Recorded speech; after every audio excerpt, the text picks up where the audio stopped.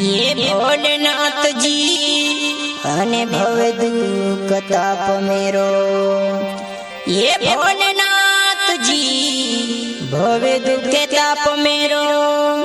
तारो बालक जानीने मारी बुद्धि सफल कर दीजो।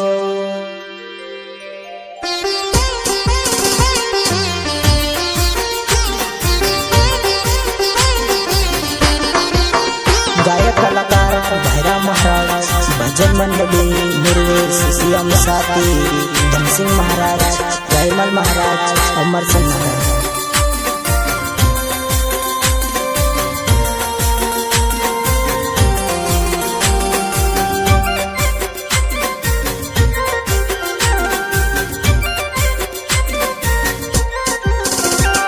इच्छाओ मारी पूरी करो रे भोलेनाथ। इच्छाओ मारी पूरी करो रे भोलेनाथ। ई पूजनती में पार्वती भोले आप वरदान। इच्छाओ मारी पूरी करो रे भोलेनाथ। इच्छाओ मारी पूरी करो रे भोलेनाथ।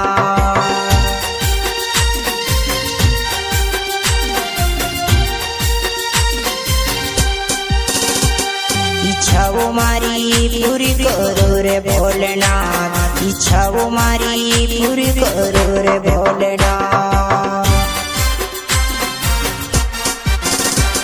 ये पूजनती में पार्वती भोले आप वरदान। इच्छाओ मारी पूरी करो रे भोलेनाथ। इच्छाओ मारी पूरी करो रे भोलेनाथ।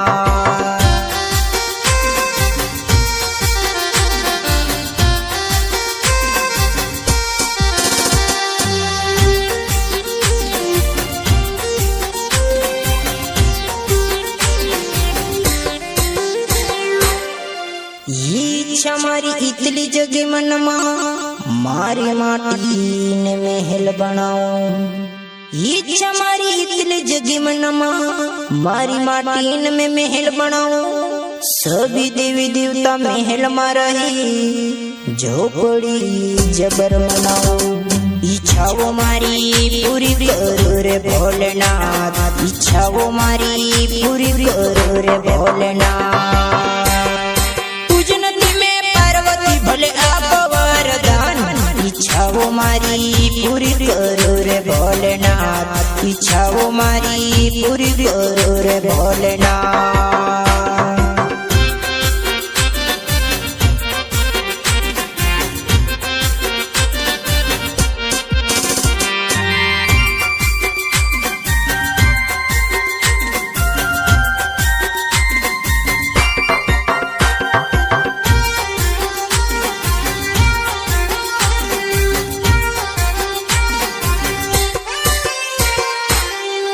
ये जब तुम्हारी सेवा करूं जप करूं हे विक्यू मांगे वरदान। जब तुम्हारी सेवा करूं जप करूं हे विक्यू मांग वरदान। भोले जी ने ही महिमा की दी हिमाचल पर्वत मां महल बनाओ।